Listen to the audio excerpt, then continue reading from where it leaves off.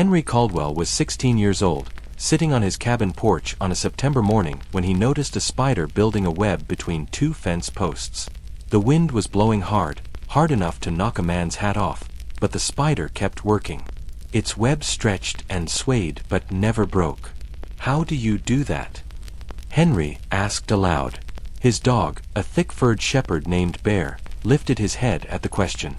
He didn't understand the words, but he understood the tone. His human was thinking again. Thinking meant projects. Projects meant adventure. Henry watched the spider for an hour. He noticed how the web gave with the wind instead of fighting it. How the anchor points were spread wide for stability. How the whole structure was flexible but connected. That night he started drawing. 3 years earlier the Great White Storm had taken 17 lives in Cold Creek. People who froze trying to walk between buildings, including Henry's mother. The village had mourned, rebuilt, and moved on. But Henry hadn't moved on. He'd been waiting, watching, thinking. Now he had an answer. "I'm going to build a covered passage," he told Bear, scratching behind the dog's ears. "Canvas on wooden frames connecting all the buildings. When the next blizzard comes, people will walk through it like that spider walks through the wind." Bear's tail thumped against the porch. He didn't understand the plan, but he understood excitement. That was enough. Everyone said it was impossible. They were wrong. Montana Territory, September 1892. The village of Cold Creek had been founded by miners and trappers 30 years before, and it still carried the old ways, the stubbornness, the self-reliance, and the belief that surviving winter was simply a matter of being tougher than the cold. The village was laid out in the traditional way. Houses clustered around a central square with the church on one side, the general store on another, the town hall on a third, and the livestock barns on the fourth. It was efficient for summer when people moved freely between buildings. It was dangerous in winter when the gaps between structures became gauntlets of wind and snow. The Great White Storm of 1889 had proven that. 17 people caught in a blizzard that struck without warning, frozen within sight of their own doors. Henry's mother had been one of them. She'd gone to help a neighbor's sick child, and the storm had caught her on the way back. Henry had spent 3 years since then watching, thinking, and preparing. The spider had finally shown him how. "You want to build what?" William Porter was the town elder, 63 years old, with a beard that had seen more winters than most of the villagers combined. He sat in his chair by the fire, looking at Henry like the boy had proposed building a ladder to the moon. "A covered passage," Henry repeated. Canvas stretched over wooden frames connecting the main buildings, the church to the general store, the store to the town hall, and the hall to the barns. A complete circuit so people can move between buildings without going outside. In winter, when the snow buries everything, the frame will be strong enough to shed snow, and if it collapses, we rebuild. Better to rebuild canvas than to bury more bodies. William was quiet for a long moment. Behind him, his wife, Martha, paused her knitting to listen. "The Great White Storm was 3 years ago," William finally said. "We've had hard winters since then. No one has died because we've been lucky. Because the bad storms came at night when everyone was inside." Henry leaned forward. "What happens when the next storm comes at midday? When people are scattered across the village?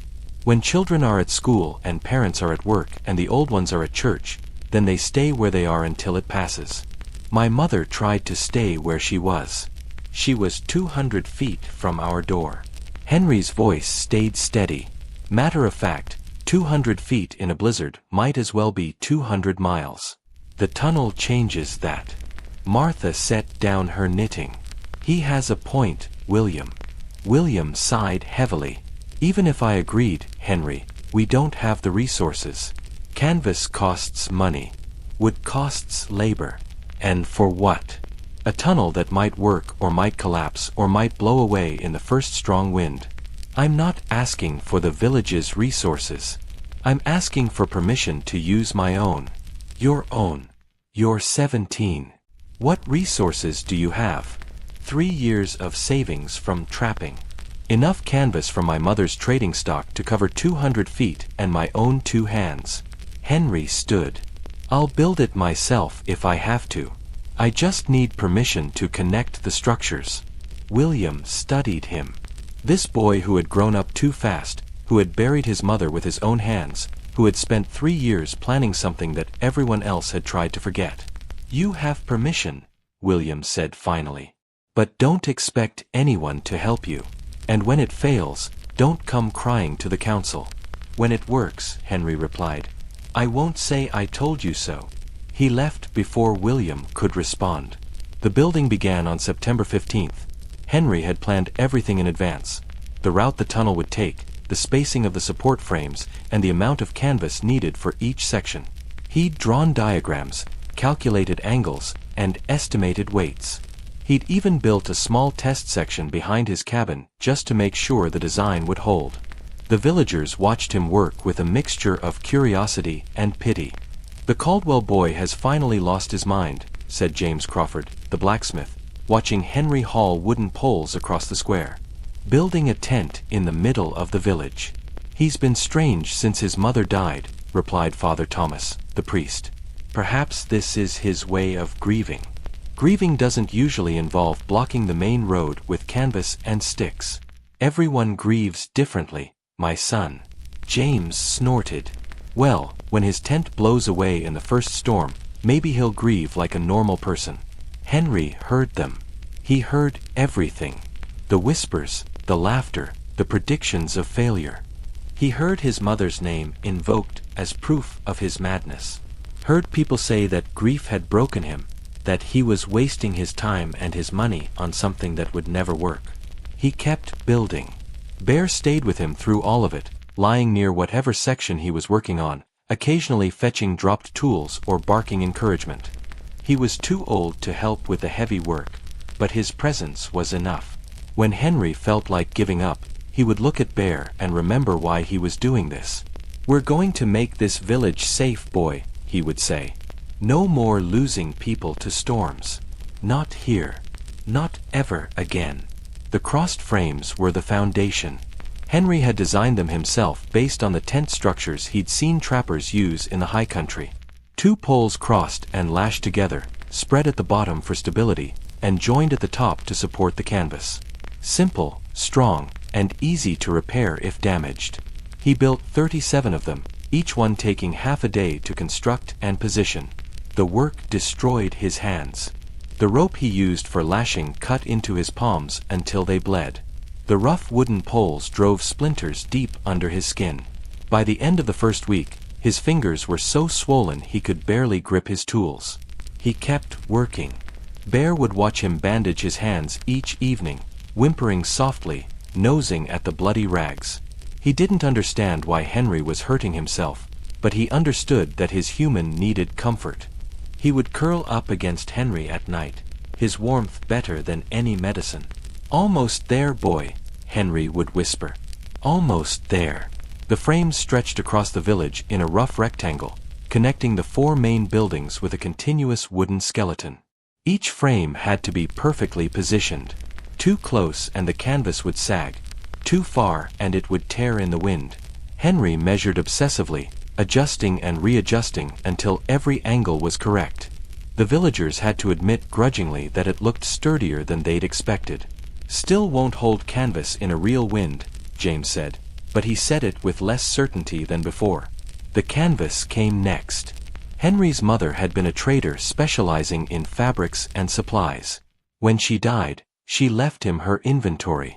Bolts of heavy canvas intended for tents and wagon covers, worth more than everything else he owned combined.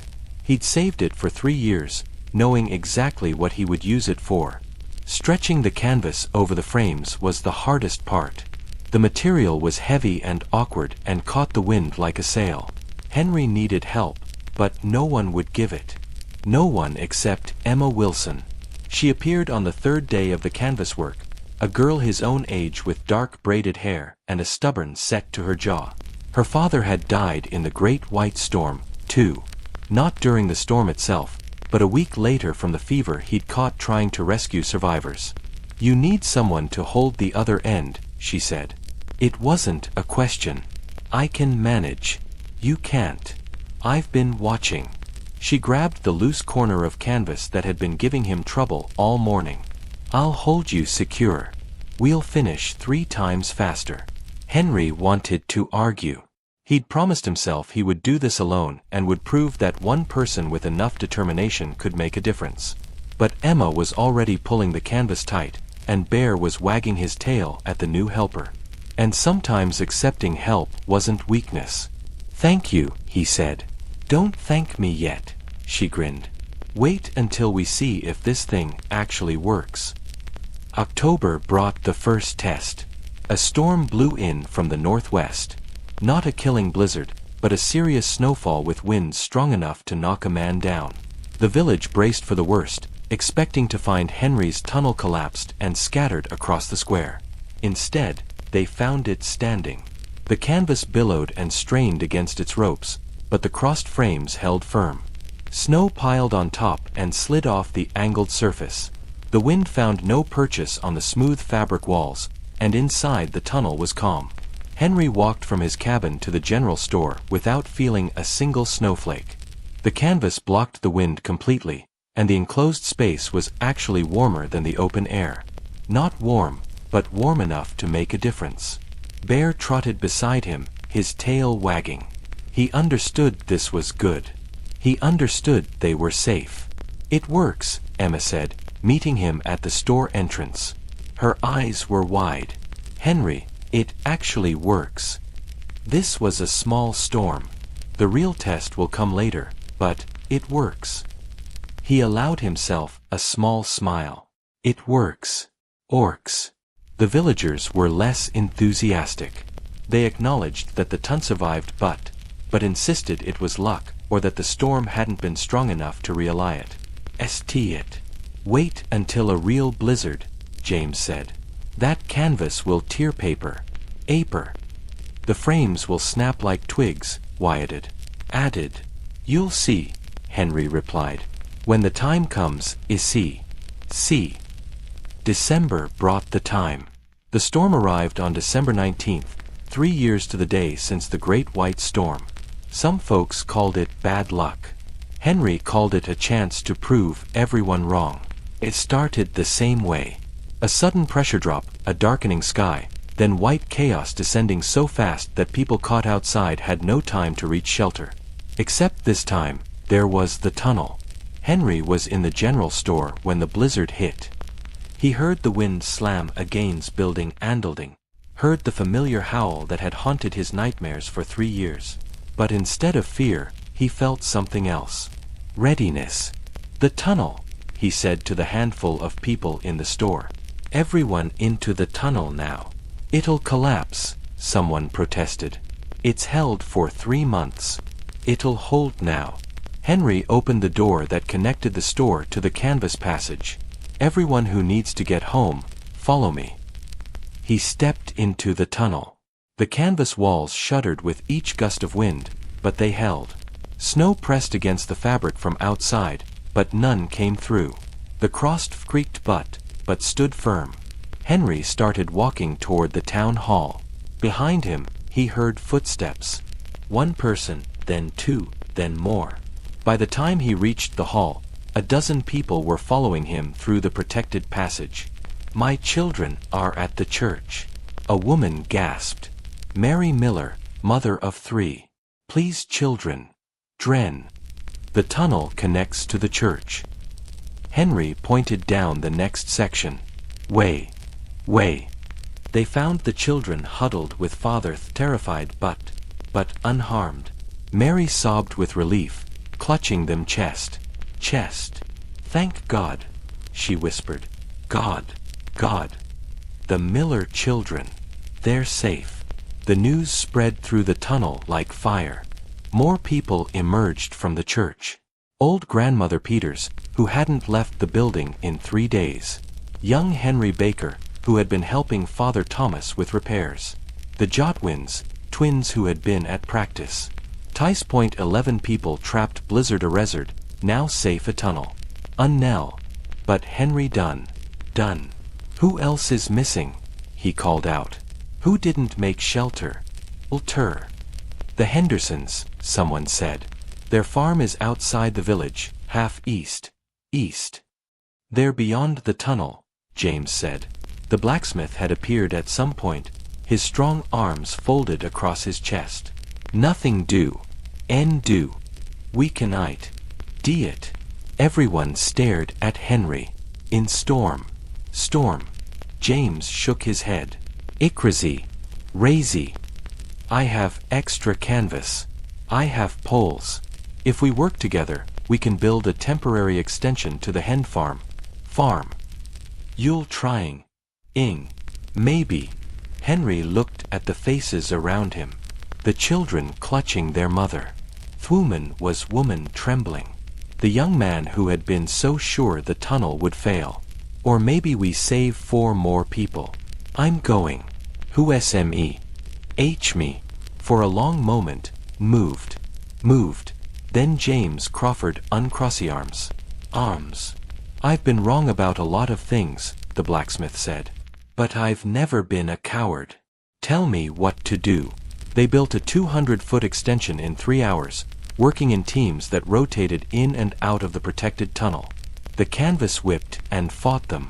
The poles were nearly torn from their hands, but they drove stakes and lashed ropes and pushed forward foot by foot into the white chaos. They found the Henderson family huddled in their barn, half frozen, certain they were going to die. Follow us, Henry said. There's a way back. The Hendersons stumbled through the makeshift tunnel, weeping with relief, unable to believe what they were seeing. By the time they reached the main passage, 15 people had been saved who would otherwise have died. Bear wagged his tail at each new arrival, as if personally welcoming them to safety. The blizzard lasted 4 days. For 4 days, the tunnel was the only way to move through the village. People used it to reach their homes, to check on neighbors, and to bring supplies from the general store to those who needed them. The canvas held against winds that would have frozen exposed flesh in minutes. The crossed frames stood against snow loads that collapsed 3 outbuildings. On the second day, William Porter used the tunnel to reach the church for evening prayers. On the third day, James Crawford used it to reach his forge, muttering something about checking the fires. On the fourth day, everyone was using it, because everyone understood that Henry had built the difference between life and death. When the storm finally broke, the village gathered in the town hall. Not a single person had died. Not a single case of frostbite. For the first time in living memory, a major blizzard had struck Cold Creek without claiming a single life. William stood before the assembly, his face drawn with exhaustion and something else, something that looked like shame. I owe this village an apology, he said. 3 months ago, a young man came to me with an idea. I told him it would fail. I told him no one would help him. I told him not to come crying when his tunnel collapsed. He turned to face Henry, who stood at the back of the hall with Emma on one side and Bear at his feet. I was wrong. William's voice cracked. I was wrong. And if I had been right, people would have died. My own grandchildren used that tunnel to reach safety.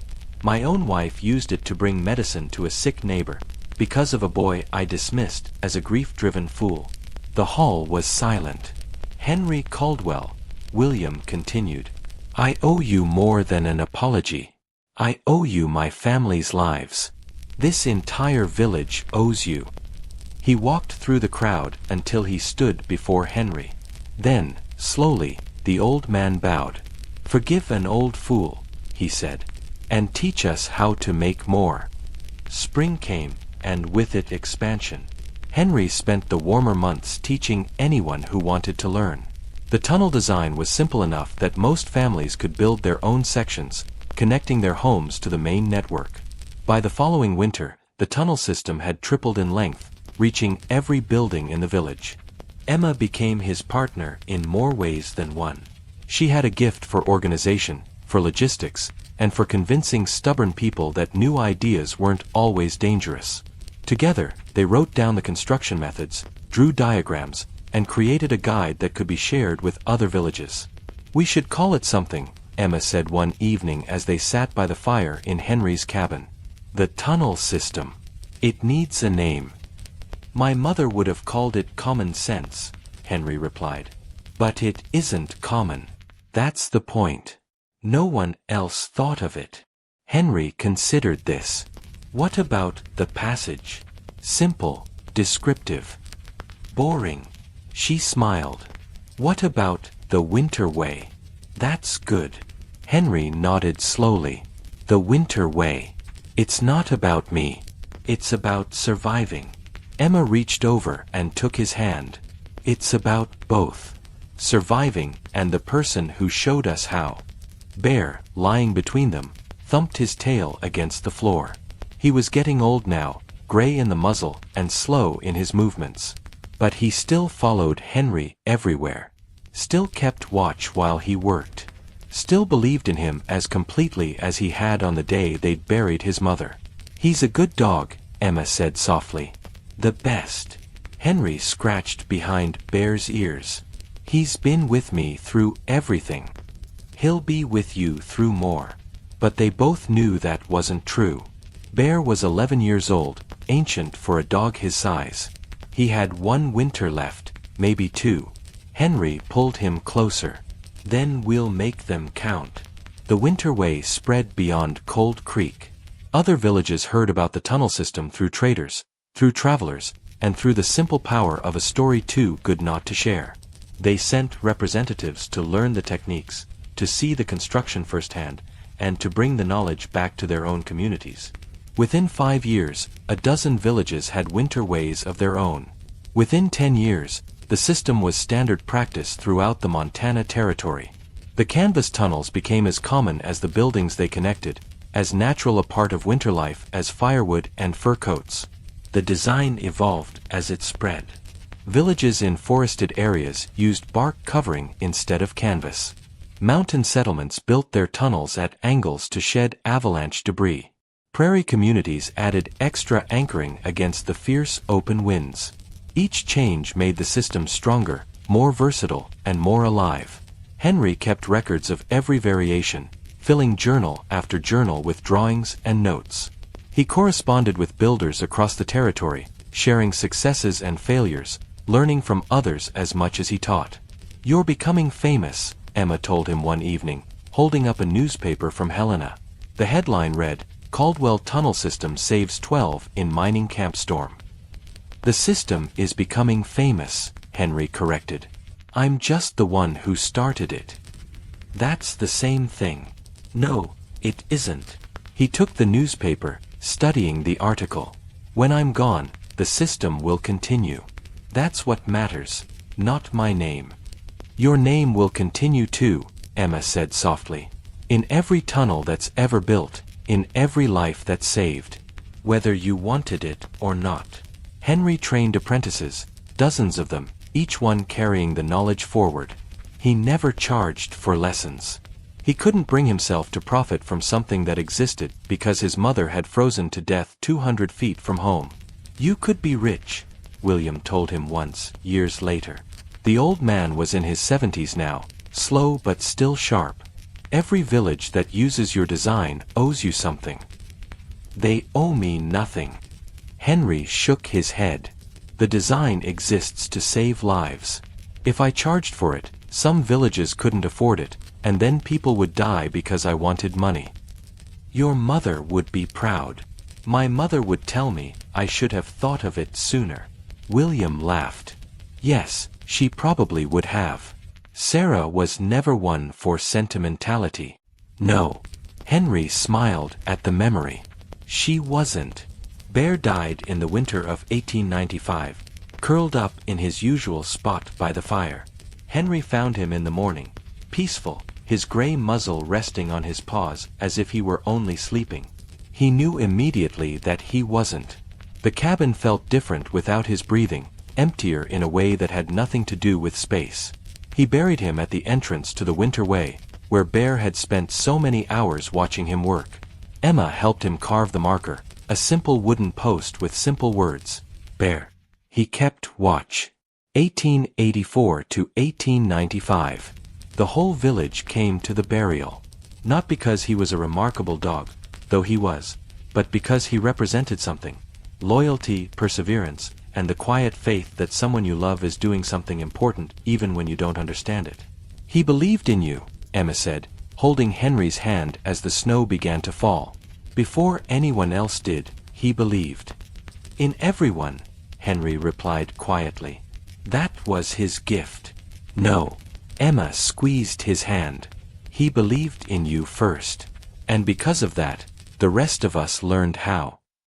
He believed in you specifically, Emma said gently. Dogs aren't stupid. They know who deserves their faith. He chose you. Henry nodded slowly, watching the snow settle on Bear's grave. 11 years of partnership. 11 years of silent support. Some friends leave a hole when they go. Bear had left a legacy, every wagging tail at every tunnel entrance, every bark of welcome when someone came through safely. I'll get another dog eventually, Henry said. But I'll never stop missing him. That's how it should be, Emma replied. That's how you know it mattered.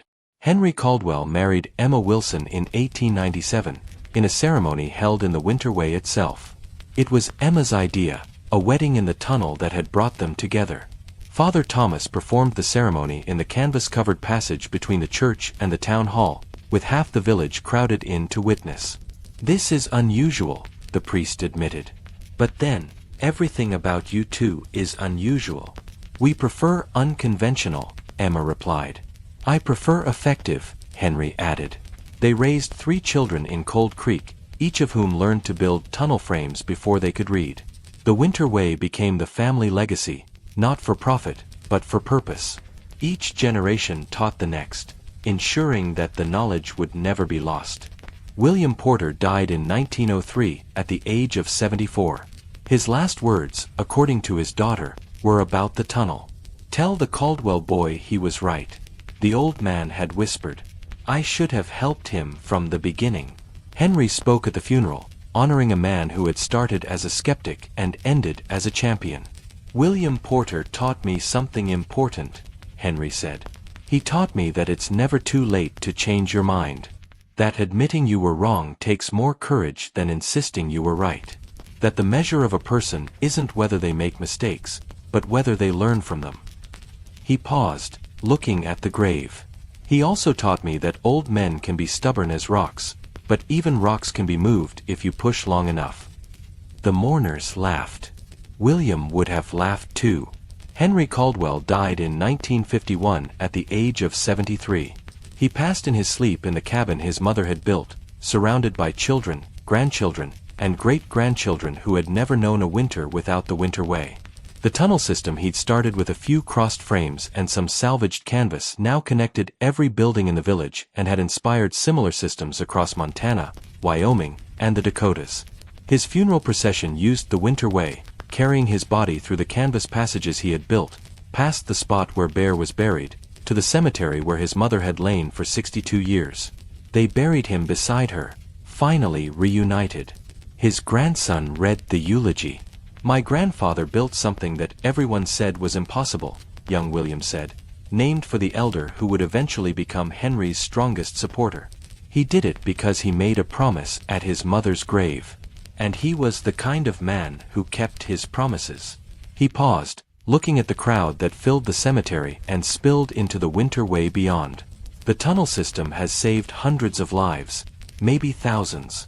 Every winter that passes without a death from exposure is a winter that proves my grandfather right. He looked at the grave. But I don't think he ever cared about being right. He cared about making sure no other 16-year-old boy had to bury his mother because she froze 200 feet from home. Young William placed his hand on the casket. The Winter Way is his legacy, but it's not his only legacy. He also left us an example of what one person can do when they refuse to accept that tragedy is inevitable. When they look at a problem everyone else has given up on and say, I can fix this. He stepped back. Rest now, grandfather. Your mother is waiting, and the way will endure. The Winter Way still exists. Modern versions use synthetic materials instead of canvas, metal poles instead of wood, and heated passages in the most critical sections. But the principle remains the same. Connect the buildings, protect the passage, save the lives. Visitors to Cold Creek, now a small but thriving town, can still see the original route. The canvas has been replaced dozens of times, the frames rebuilt twice, but the path hasn't changed since 1892. At the entrance to the oldest section stands a memorial with 3 markers. Sarah Caldwell, 1849 to 1889. She walked into the storm so others wouldn't have to. Bear, 1884 to 1895. He kept watch. Henry Caldwell, 1878 to 1951. He built the way. Every winter, when the storms come and the temperatures drop and the wind howls between buildings, people walk through the covered passages and arrive safely at their destinations. Children go to school, elders go to church, families visit neighbors, and no one freezes 200 feet from home. That was the promise Henry made at his mother's grave. That is the promise the Winter Way keeps every single day.